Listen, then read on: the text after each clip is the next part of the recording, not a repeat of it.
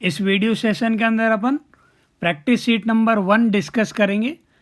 तो सबसे पहले जिन्होंने प्रैक्टिस शीट नंबर 1 सॉल्व नहीं किए वो वीडियो को पॉज कीजिए और प्रैक्टिस शीट नंबर 1 सॉल्व कीजिए।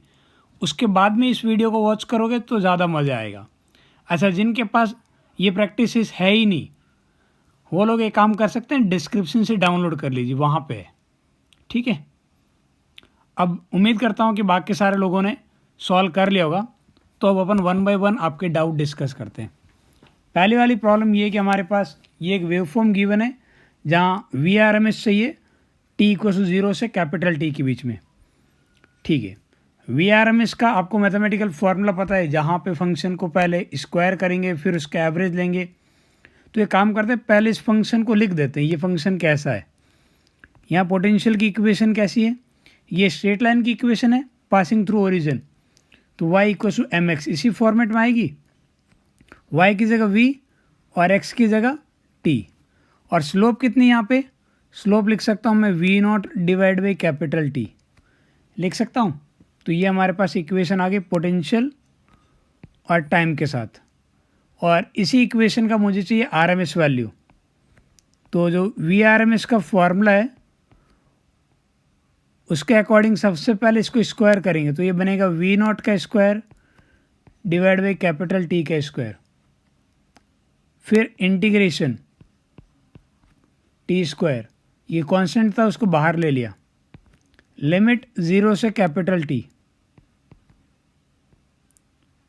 जो लिमिट है वही नीचे लिखी जाएगी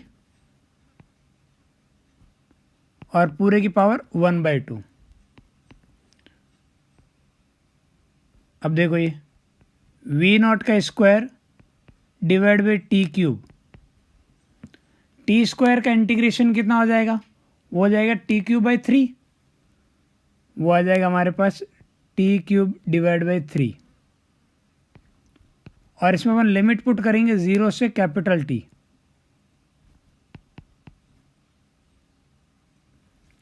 ठीक है, तो ये क्या बनेगा देख लो, v0 का स्क्वायर डिवाइड बाई t³, 1/3 बाहर ले लेता हूँ, upper limit minus lower limit, upper limit put करूँगा तो t³ माइनस लोअर लिमिट, तो लोअर लिमिट है 0।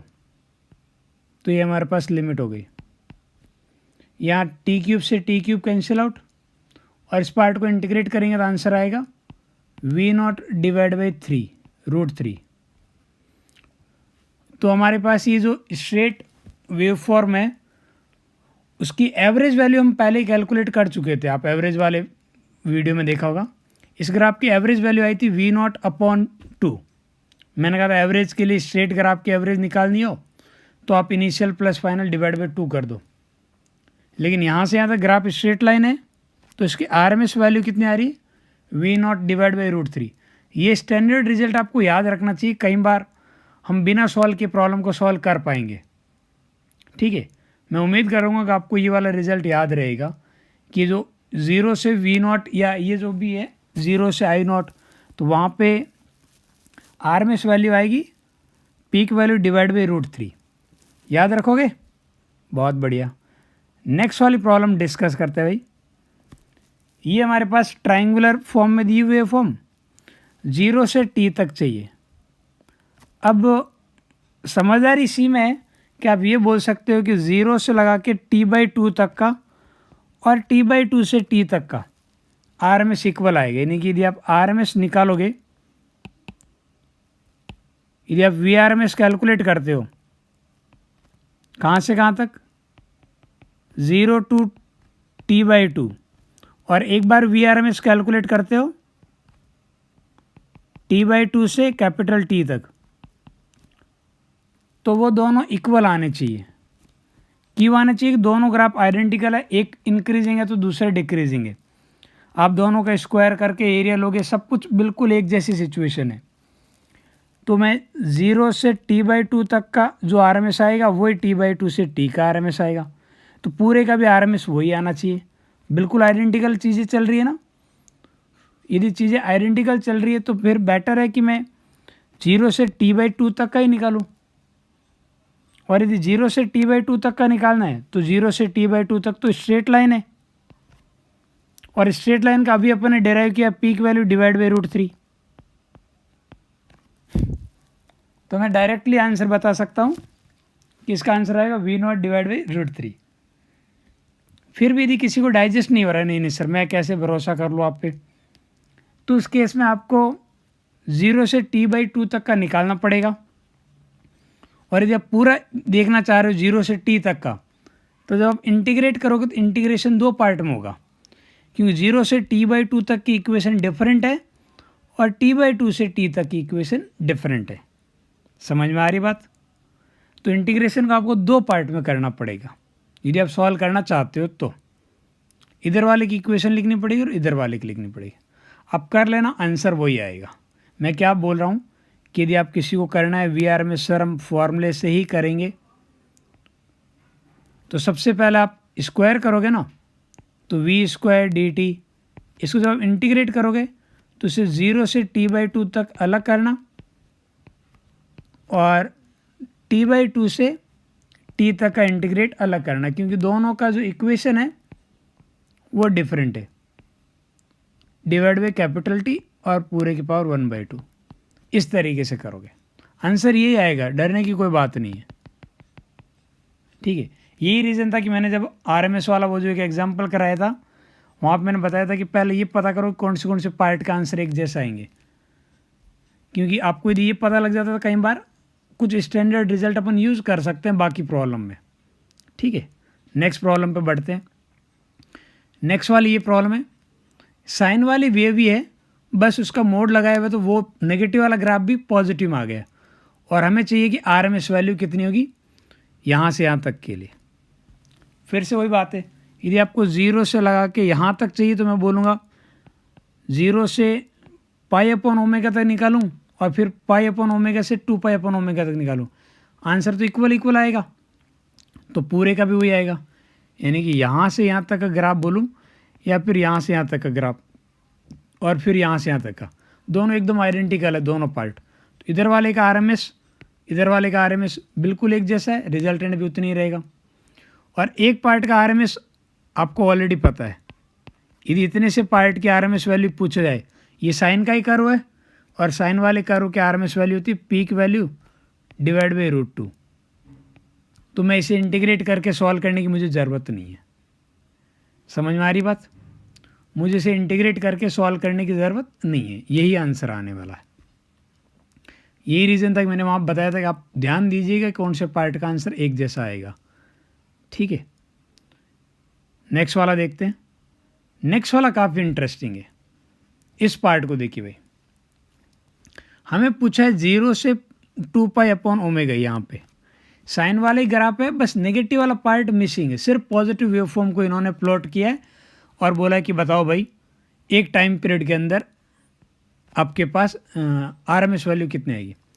अब आप थोड़ा सा फॉर्मूले वाइज देखो, फॉर्मूले वाइज अपन ऐसी बात करेंगे, हम बोलेंगे integration of I² dt limit 0 से π/ω प्लस I² dt π/ω से 2π/ω। अच्छा, इंटीग्रेशन को 2 पार्ट में क्यों कर रहा हूँ मैं? क्योंकि दोनों जगह एक ही करंट की इक्वेशन नहीं होगी, करंट की इक्वेशन डिफरेंट है। इस वजह से मैंने इस पार्ट को 2 पार्ट में कर लिया है, हाँ है ना। अब इधर वाले पार्ट का आंसर तो 0 है, क्यों? क्योंकि करंट ही 0 है, तो स्टोरी ख़त्म हो गई। दूसरे पार्ट को देखो आराम से, दूसरे पार्ट को मेरा सॉल्व करने का तरीका देखिएगा, काफ़ी इंटरेस्टिंग लगेगा। मैं यहाँ पे इसे लिख रहा हूँ 0 से लगा के π/ω I² dt डिवाइड बाई नीचे π/ω और नीचे वाला 2 को मैं रूट से बाहर ले रहा हूँ, तो बाहर आ जाएगा 1/√2। ये बाहर 1/√2 कैसा है? ये वाले 2 को मैंने बाहर ले लिया भाई। अच्छा, इस 2 को बाहर क्यों लिया, कोई रीज़न बताएगा? नॉर्मल सा रीज़न है भाई, ये वाला जो पूरा है ये बेसिकली आरएमएस वैल्यू है 0 से लगा के पाई अपॉन ओमेगा तक की, साइन के एक कर्व की आरएमएस वैल्यू। और ये आरएमएस वैल्यू मेरे को पता है कितनी है, I0/√2 पता है ना। तो दोनों वैल्यू पुट कर दो, तो ये 1/√2 मल्टीप्लाई बाई I0/√2 कितना आ गया, I0/2। ये हमारे पास आरएमएस वैल्यू आ गई। ज़रूरी नहीं है कि आप इसे इंटीग्रेट करके इक्वेशन लिख के करो भाई, थोड़ा सा ये जो लिखने का मेरा तरीका है उम्मीद करता हूँ आपको पसंद आया हो, ठीक है। वैसे ये वेवफॉर्म आप बाद में देखोगे, इसलिए मैंने पहले इसका आरएमएस वैल्यू निकाल ली है, ठीक है। नेक्स्ट वाले पार्ट पे आते हैं। ये भी काफ़ी मज़ेदार सीन है। क्या गिवन है, देखो एक स्क्वायर वेव गिवन है और उस स्क्वायर वेव की हमें आरएमएस वैल्यू पूछी है, यही पार्ट है। अच्छा देखो भाई, ग्राफ मेरा नेगेटिव हो या पॉजिटिव, जैसे आप सबसे पहले स्क्वायर करने जाओगे, आरएमएस में सबसे पहले स्क्वायर होता है, तो जैसे इस ग्राफ का स्क्वायर करोगे तो ये ग्राफ कुछ ऐसा बनेगा, इधर I² और इधर T। I² और T का जब आप ग्राफ प्लॉट करोगे बिल्कुल एक स्ट्रेट लाइन आएगी और पूरी की पूरी ग्राफ पॉजिटिव में आ जाएगी। कितने आ जाएगी, I0², यही आ जाएगा। अब इसकी जब आप एवरेज वैल्यू निकालोगे I0² की, ये तो कांस्टेंट है, अरे कांस्टेंट है ना, और कांस्टेंट की एवरेज वैल्यू कितनी आएगी, कांस्टेंट की एवरेज उतनी आएगी। फिर एवरेज के बाद में क्या करोगे आप, पूरे का रूट लोगे तो कितना आएगा, I0। और वैसे भी देखो ये क्या बोल रहा है, करंट तो कांस्टेंट है ना, वेरिएबल क्या है, करंट की डायरेक्शन, न्यूमेरिकल वैल्यू तो चेंज नहीं हो रही ना। और हीट के लिए कोई फ़र्क नहीं पड़ता, करंट लेफ्ट में जा रही है ये राइट में जा रही है, तो करंट के पॉइंट ऑफ व्यू से ये बिल्कुल मतलब हीट के पॉइंट ऑफ व्यू से करंट बिल्कुल कांस्टेंट है या नहीं है, और एकदम कांस्टेंट डीसी की तरह है। तो यहाँ पे आरएमएस उतनी वैल्यू आनी चाहिए, I0 बराबर है, ठीक है। नेक्स्ट पार्ट पे बढ़ते हैं भाई, ये वाला काफ़ी बढ़िया है। ये फिर से स्क्वायर वाली वेव है, लेकिन इस बार इन्होंने आधे पार्ट को हटा दिया। क्या कर दिया, आधे पार्ट को, जो नेगेटिव वाला पोर्शन था स्क्वायर वेव का वो हट गया।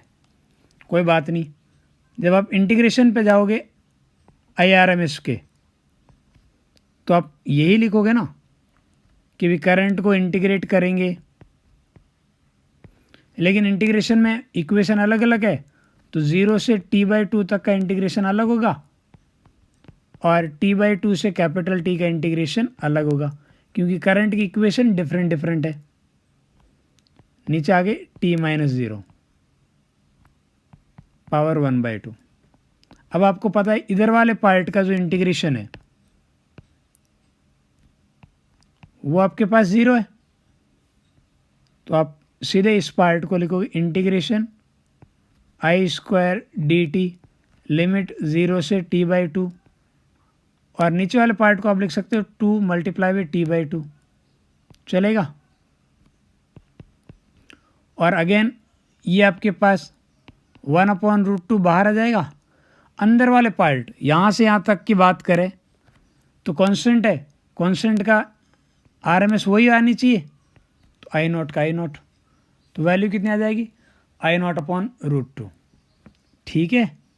अच्छा क्या नहीं करना मैं पहले वो बता दूँ। कई बार कुछ लोग बहुत ही हाईली टैलेंटेड होते हैं, वो बोलते देखो सर यहाँ आंसर आता है 0 से लगा के यहाँ तक का I0, यहाँ आधा पार्ट मिसिंग है तो आरएमएस इसकी आधी वैल्यू आ जाएगी I0/2। ऐसा बिल्कुल ना करें। और सेम गधे वाले काम यहाँ ना बताए कि सर देखो नेगेटिव वाला पोर्शन होता तो यहाँ पे आंसर आता I0/√2, तो I0/√2 को आधा कर दो, बिल्कुल ना करें, ठीक है।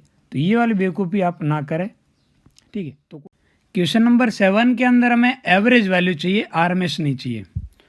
अगेन ये जो वेव फॉर्म है, साइन के सिर्फ पॉजिटिव वाला पार्ट गिवन है, नेगेटिव वाला पार्ट मिसिंग है, ये साइन की वेव है। तो इस पार्ट का एवरेज निकालने का हमारा जो तरीका है, फिर से हम फॉर्मूले पे आएंगे। एवरेज का फॉर्मूला होता है, हम इंटीग्रेट करेंगे, तो हम इंटीग्रेशन की बात करेंगे, करंट I को इंटीग्रेट करेंगे, लेकिन जो लिमिट है वो हमें 0 से 2π/ω लगानी है, लेकिन इंटीग्रेशन को 2 पार्ट में करना पड़ेगा, क्योंकि करंट की जो इक्वेशन है दोनों पार्ट के लिए डिफरेंट है, तो हम इंटीग्रेशन को दो पार्ट में डिवाइड करेंगे इस तरीके से, ठीक है। डिवाइड बाई ये भी आपकी जो लिमिट है that is 2 pi upon omega minus 0, ये हमारे पास RMS का फॉर्मूला होना चाहिए। और यहाँ पे आप बोलोगे ये वाला जो पार्ट है इसका इंटीग्रेशन तो 0 आएगा, क्यों आएगा पता लग ही गया होगा, क्योंकि वहाँ पे करंट की इक्वेशन, यहाँ पे करंट की इक्वेशन देखोगे यहाँ से यहाँ तक की, तो करंट की इक्वेशन क्या है, करंट I इक्वल टू 0 है। अब देखो रिमेनिंग पार्ट को मैं ऐसा लिख दूँ 0 से पाई अपॉन ओमेगा I/dt, और नीचे वाले पार्ट को ऐसा लिख देता हूँ पाई अपॉन ओमेगा और 1/2 सेपरेट ले लेता हूँ। ये जो आपके पास पार्ट है ये एवरेज वैल्यू है साइन के आधे कर्व की, पॉजिटिव हाफ वाले की, और साइन के पॉजिटिव हाफ वाले की एवरेज वैल्यू आपको पता है कितनी आती है, अरे कितनी आती है, वो आती है आपके पास 2 times I0 divide by pi, यही आती है बस 2 times I0 divide by pi, वो वैल्यू पुट कर दी, 2 से 2 कैंसिल आउट हो जाएगा, तो यहाँ से आई एवरेज कितना आ रहा है हमारे पास, आई एवरेज की वैल्यू आ रही है I0 डिवाइड बाई पाई। कोई दिक्कत तो नहीं है ना। अब क्वेश्चन नंबर 8 की बात करते हैं, यहाँ पे हमें ये एवरेज वैल्यू चाहिए। ग्राफ किसका गिवन है, साइन वाले गिवन है, लेकिन उस पर मोड लग रहा है, इस वजह से नेगेटिव वाला पार्ट ऊपर आ गया। यदि नेगेटिव वाला पार्ट ऊपर आ गया तो यहाँ से यहाँ तक की बात करूँ, ये ग्राफ तो पीरियडिक हो गया, और जहाँ पे टाइम पीरियड आपके पास इतना ही बचा है, इतने टाइम पीरियड बचा ना, तो इस यहाँ तक का आप एवरेज निकालो, या फिर इस पार्ट का एवरेज निकालो, या फिर इस पूरे का एवरेज निकालो, एक जैसे आएगा। और सिर्फ इतने से पार्ट का एवरेज आपको पता है कितना आता है, वो आता है आपके पास 2 times I0 divide by pi, तो पूरा का आंसर भी यही रहेगा, तो ये हमारे पास एवरेज वैल्यू आ गई। अब ये एक बहुत ही मज़ेदार वाली प्रॉब्लम गिवन है, यहाँ पे क्वेश्चन नंबर 9 के अंदर हमें RMS चाहिए इस पर्टिकुलर वेव फॉर्म का। और पहली चीज़ यहाँ पे आपको नहीं बताया कि RMS कहाँ से कहाँ तक का चाहिए, और मैंने बोला है कब आपको मेंशन नहीं होगा, जब ग्राफ पीरियोडिक होगा। पीरियोडिक फंक्शन के लिए ये मेंशन करना ज़रूरी नहीं है कि आप RMS कहाँ से कहाँ तक निकालो, नहीं भी मेंशन है तब भी अपन आंसर निकाल सकते हैं। पीरियोडिक वाले में यदि मेंशन नहीं हो तो अपन बात करेंगे एक टाइम पीरियड की, एक टाइम पीरियड के अंदर आंसर निकालेंगे। अच्छा, एक टाइम पीरियड कैसे पता लगेंगे, यहाँ देखो दो ग्राफ का कॉम्बिनेशन हो रहा है, ये वाला पार्ट तो कांस्टेंट है तो यहाँ तो रिपीटेशन होगा नहीं, ये वाला जो पार्ट है ये वाला पार्ट पीरियोडिक है, इसका टाइम पीरियड कैपिटल T कितना है, वो है 2 पाई अपॉन ओमेगा। तो जब इसका रिपीटेशन होगा तो पूरे V का रिपीटेशन स्टार्ट हो जाएगा, तो यही हमारे पास टाइम इंटरवल होगा। इतने इंटरवल के लिए हमें इंटीग्रेट करना है, चाहे उसे आप 0 टू कैपिटल T लिखो, या फिर T/2 से 3T/2 लिखो, जो भी लिखो, बस इंटरवल इतना आना चाहिए, उस इंटरवल के लिए आंसर निकालो, एक जैसा आएगा। चलो इसको सॉल्व करते भाई। अब तक की हमारी नॉलेज है उसके अकॉर्डिंग हमें क्या करना चाहिए, हमारी नॉलेज बोलती है कि एक काम करो, सबसे पहले यदि आपको VRMS पूछा है तो आप V को स्क्वायर करो, फिर इसको एवरेज लेने के लिए उसको इंटीग्रेट करो, लिमिट अपनी मर्जी से जो भी आप लगानी चाहो, मैं लगा देता हूँ 0 से कैपिटल T आपको पता है, डिवाइड बाई कैपिटल T, फिर पूरे की पावर 1/2, ऐसे ही करना चाहिए सॉल्व। अच्छा, V स्क्वायर करके देखो, V स्क्वायर कितना आ रहा है, इवन V स्क्वायर करके देखेंगे तो V स्क्वायर की वैल्यू आएगी हमारे पास, इंटीग्रेट करना हमें 0 से कैपिटल T, V स्क्वायर की वैल्यू आ जाएगी हमारे पास A प्लस B का और स्क्वायर, 3 का स्क्वायर 9 प्लस आगे वाले का 16 sine square omega T plus 2AB, ये आपके पास आ जाएगा 12 multiply by 2 24 sine omega T dt, ये आ गया पूरा part. Divide by capital T पूरे की पावर 1/2। अब इस पूरे पार्ट को अलग अलग करके अपन इंटीग्रेट करेंगे, ठीक है। इस पूरे पार्ट को अलग अलग करके इंटीग्रेट करते हैं। तो सबसे पहले 9 तो बाहर आ जाएगा और अंदर वाले पार्ट को यदि अपन इंटीग्रेट करेंगे 0 से कैपिटल टी डी टी, बहुत बढ़िया। आगे वाले पार्ट की बात करेंगे तो 16 बाहर आ जाएगा। साइन स्क्वायर ओमेगा टी को मैं लिख सकता हूँ 1 minus cos 2 omega T divide by 2, limit 0 से कैपिटल टी, प्लस आगे वाले पार्ट में 24 sine omega T D T, limit 0 से कैपिटल टी, 1/2 और डिवाइड में 2। देखिएगा अब कुछ मज़ेदार वाली बातें करेंगे अपन। जब आप इस पार्ट के इंटीग्रेशन पे जाओगे तो ये तो हमें आंसर देगा 0। कैसे? एक टाइम पीरियड की बात हो रही है। सिमिलरली जब आप कॉस 2 ओमेगा टी की बात करते हो तो उसके लिए 0 से टी तो 2 टाइम इंटरवल हो गया। एक टाइम इंटरवल में भी 0 आ जाता है, 2 में भी 0 आएगा। इतने से पार्ट आगे वाले का इसका आंसर भी आएगा कहीं ना कहीं हमारे पास 0। तो यहाँ से सिर्फ 1/2 का इंटीग्रेशन बचेगा, ठीक है। यदि सिर्फ 1/2 का इंटीग्रेशन बचेगा तो अब ये पूरा पार्ट कैसा रहा वो देखो। अब इस पार्ट को अपन लिख सकते हैं ये 9 और यहाँ लिमिट पुट करोगे तो कैपिटल टी, ये वाला 2 बाहर आके क्या बनेगा 18 और टी का इंटीग्रेशन कैपिटल ये स्मॉल टी फिर upper limit minus lower limit, तो ये बचेगा डिवाइड बाई ये 2 और नीचे टी भी था ये अपन लिखना भूल गए। अच्छा यहाँ 2 नहीं, नीचे तो कैपिटल टी ही था, ये 2 कहाँ से आ गया, कैपिटल टी आएगा इसकी जगह। तो यहाँ कैपिटल टी, यहाँ भी कैपिटल टी, यही नज़ारा था हमारे पास। पूरे की पावर 1/2 था, ठीक है। तो अब आगे देखो भाई, ये टी कैंसिल आउट होगा, ऊपर नीचे कैंसिल हो जाएगा और 9 + 8 ये कितना बनेगा 9 + 8 हमारे पास रहेगा 17। तो √17 हमारे आंसर रहेंगे। हमारा आंसर क्या रहेंगे √17। वैसे अपन ये वाला आंसर एक और तरीके से भी निकाल सकते हैं। अच्छा दूसरा तरीका क्या है उस पर भी बात कर लेते हैं।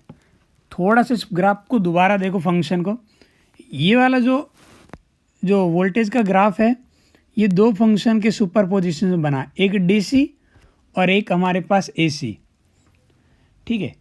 और डीसी और एसी के कॉम्बिनेशन से नया ग्राफ बना है। और दोनों की मैं यदि डीसी की बात करूं, यानी कि ये जो ग्राफ है डीसी की आरएमएस वैल्यू, तो 3 वाले की आरएमएस वैल्यू 3 ही आएगी, डीसी की आरएमएस उतनी है। और आगे वाला जो ग्राफ है एसी वाला 4 टाइम्स साइन ओमेगा टी, इतने से पार्ट के आरएमएस वैल्यू पूछते तो आप लिखते 4/√2।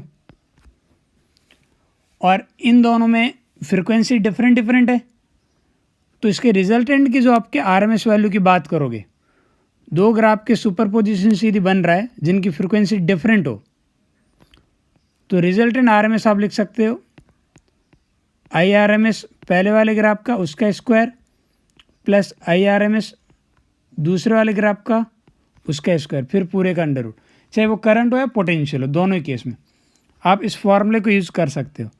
लेकिन ये वाला फॉर्मूला कब यूज़ करेंगे, यानी मैं आगे से ये लिख सकता हूँ फॉर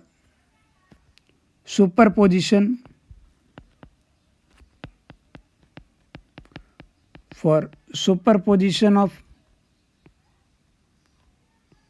करंट या फिर मैं बोलूँ वोल्टेज, इनके सुपरपोजिशन की बात हो रही है। फॉर सुपरपोजिशन ऑफ करंट और वोल्टेज एट डिफरेंट फ्रिक्वेंसी, इस बात का ध्यान रखिएगा, फ्रिक्वेंसी डिफरेंट होनी चाहिए। यदि फ्रिक्वेंसी डिफरेंट है तो आप पास ओवरऑल फंक्शन की जो आरएमएस वैल्यू पूछी जाए वो सब हमेशा इस तरीके से निकाल सकते हो। पहले वाले फंक्शन की आरएमएस वैल्यू उसका स्क्वायर प्लस दूसरा सुपरपोजिशन में यूज़ हुआ है उसकी आरएमएस का स्क्वायर, इस तरीके से। और फिर स्क्वायर कर सबके आरएमएस वैल्यू को स्क्वायर करके ऐड करके रूट ले लेंगे।